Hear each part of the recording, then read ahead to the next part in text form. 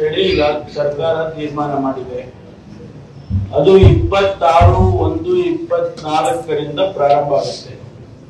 ಇದು 1 ತಿಂಗಳು ನಡೆಯುತ್ತೆ. ಈ ಜಾತ್ರೆ ಇಡೀ ರಾಜ್ಯದಲ್ಲಿ 1 ತಿಂಗಳು ನಡೆಯುತ್ತೆ. ನಮ್ಮ ಜಿಲ್ಲೆಯಲ್ಲಿರ್ತಕ್ಕಂಥ ಪ್ರತಿಯೊಂದು ಪಂಚಾಯತಿಗೂ ಭೇಟಿ ಕೊಡ್ತಾರೆ. ಆ ಜಾಥಾ ಹೋಗುತ್ತೆ.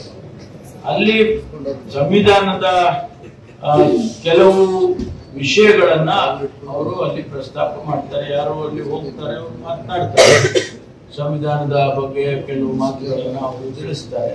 ಅಕಸ್ಮಾತ್ ಯಾರಾದ್ರೂ ಪ್ರಶ್ನೆ ಮಾಡಿ ಏನ್ರಿ ಇದು ಅಂತ ಕೇಳಿದಾಗ ಉತ್ತರ ಕೊಡೋದಕ್ಕೂ ಜನ ಇರ್ತಾರೆ. ಇದು ಭಾರತದಲ್ಲಿ ಸಂವಿಧಾನ ಅನ್ನುವಂಥದ್ದು ನಮ್ಮನ್ನೆಲ್ಲರನ್ನೂ ಕೂಡ ಹಿಡಿದಿಟ್ಟಿದೆ. ಬಹಳ ಮುಖ್ಯವಾಗಿ ಸಂವಿಧಾನ ಏನು, ಸಂವಿಧಾನ ಹೇಗಿರ್ಬೇಕು, ಸಂವಿಧಾನ ಹೇಗಿದೆ, ಇದನ್ನೆಲ್ಲ ಅರಿವು ಮೂಡಿಸ್ತಕ್ಕಂಥ ಕೆಲಸ ಇದೆ. ಅದಕ್ಕಾಗಿ ನಾವು ಇದನ್ನ ಜಾಗೃತಿ ಜಾಥಾ ಅಂತ ಕರೆದಿದ್ದೀವಿ. ಜಾಗೃತಿ, ಈ ದೇಶದಲ್ಲಿ ಹುಟ್ಟಿದಂತ ಪ್ರತಿಯೊಬ್ಬನಿಗೂ ಕೂಡ ಸಂವಿಧಾನದ ಅರಿವು ಇರಬೇಕು.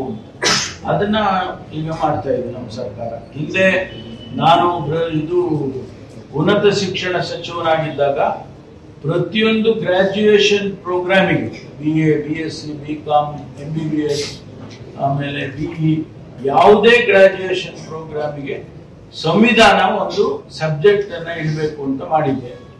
ಇವತ್ತು ನಡೀತಾ ಇದೆ, ಆಯ್ತಾ. ಅದರಲ್ಲಿ ಮೆಡಿಕಲ್ ಇಂಜಿನಿಯರಿಂಗಿಗೆ ಎಕ್ಸಾಮಿನೇಷನ್ ಇಟ್ಟಿಲ್ಲ ನಾನು. ಅದೊಂದು ಪರೀಕ್ಷೆ ಮಾಡಿ ಅದಕ್ಕೊಂದು ಮಾರ್ಕ್ಸ್ ಹಾಕಿ ಗ್ರೇಡಿಂಗ್ ಮಾಡಿಲ್ಲ.